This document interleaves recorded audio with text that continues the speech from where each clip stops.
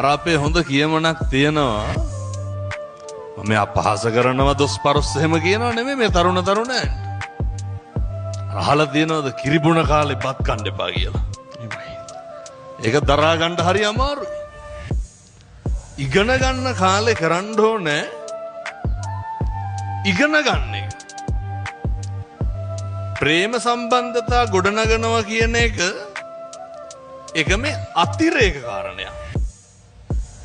මොකද මෙහෙම දේශනා කරන්න හේතුව මේක තමයි දරා ගන්න බැරිකම.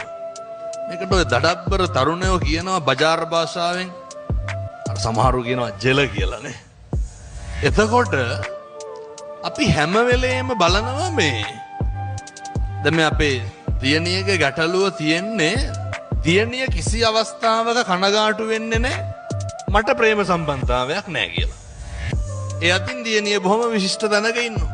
හැබැයි දියණියට තියෙන ගැටලුව තමයි මට ප්‍රේම සම්බන්ධතාවයක් නැහැ මට අවශ්‍යත් නැහැ. හැබැයි හාමුදුරුවනේ මට දරා ගන්න බෑ මේ අනුන් කරන කියන ඒවා. මට දරා ගන්න බෑ මේ අනුන්ගෙන් එන අපවාද පීඩනය. එක ජීවිතේ පුරුදු වෙන්න ඕන පුතේ මේ ගහගෙන ඉන්න සියලු දෙනාම දැනගන්න එක හොඳයි.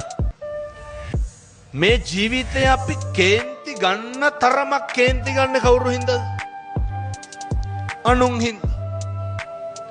මේ ජීවිතේ කලබල වෙන තරමක් කලබල වෙන්නේ කවුරු හින්දාද? අනුන් හින්දා. හැබැයි අපිට ඊට වඩා ඔය සංස්කෘත පඬිවරයෙක් කියනවා නච්චාදේපි කවුපේනං දංශමස කාපහම් සුනක් පුච්ච මෙවර්තම් පණ්ඩිතං ධර්ම වර්ජිතං. දැකලා තියෙනවද අර හැම සතෙකුටම නගුටක් තියෙනවනේ. මට කියමු බලන්න බල්ලට උගේ නගුටෙන් ඇති ප්‍රයෝජනය මොකක්ද කියලා. අපූර්වට අඩුම තරමේ බල්ලගේ විලිවත් වහගන්න පුළුවන්. අපූර්වට නැට්ට කපු බල්ලෝ අපූර්වට රාජකාරී කරන්නේ නේ.